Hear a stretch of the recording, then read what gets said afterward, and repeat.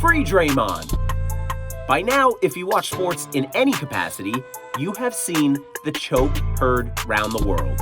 After a scuffle between the Warriors' Klay Thompson and the Timberwolves' Jaden McDaniels that left Klay's jersey ripped, a full mosh pit ensues with the players on the court that ends up with Draymond Green grabbing Rudy Gobert in a rear-naked chokehold.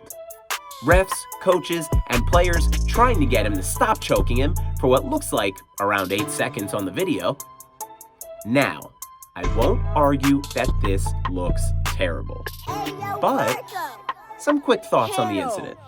Draymond and Rudy have had beef that goes back throughout their careers, which makes sense as they are two of the best defenders in NBA history, with 14 All-Defensive Team nods and 4 Defensive Player of the Year awards between them.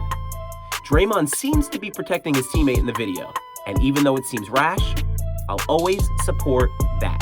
Rudy Gobert truly is French, because the man is 7'1", 258, and looked genuinely shocked he was in a physical altercation and did his best deer in headlights impression.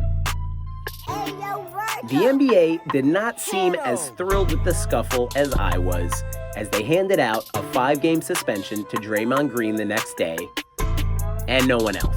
The 5-game suspension will cost Green about $770,000 in lost salary. The NBA announced in a statement, the length of the suspension is based in part on Green's history of unsportsmanlike acts. To some, the NBA suspension seems not enough.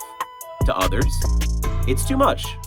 But to me, it's ludicrous.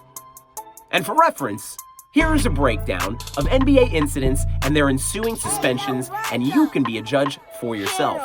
Nikola Jokic basically tackling Markieff Morris, who experienced whiplash concussion symptoms and missed the next 4+ months of play.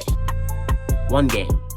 Grayson Allen grabbing Alex Caruso's wrist and throwing him to the ground on a fast break, resulting in him breaking his wrist. 1 game. Dillon Brooks aggressively driving into Gary Payton as he goes up under the basket. Gary Payton breaks his elbow, misses a month of the playoffs. 1 game. Serge Ibaka grabbing Marquise Chris by the neck and throwing punches at his head. 3 games. Ja Morant shows a gun on social media twice.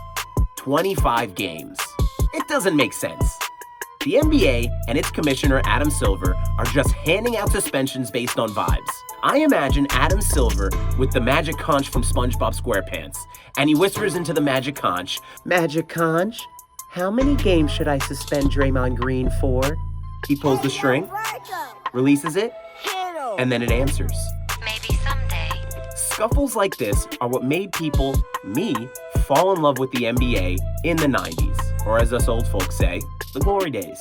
Some of our fondest basketball memories are the Malice at the Palace, MJ and Miller, Shaq and Charles, the Bulls and the Knicks hating each other for years.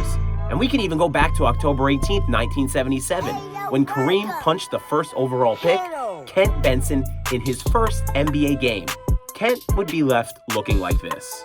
Kareem would break his hand, and there would be no suspension, but only a $5,000 fine, which, adjusted for inflation, is $25,000 today. This whole story just adds fuel to the fire when people accuse the NBA of going soft and everybody just wanting to stand on the 3-point line and all contact is a foul. I'm tired of Adam Silver weakening the product we watch. I yearn for the NBA of old, where physicality was rewarded and not fined. And I think it's time we free Draymond.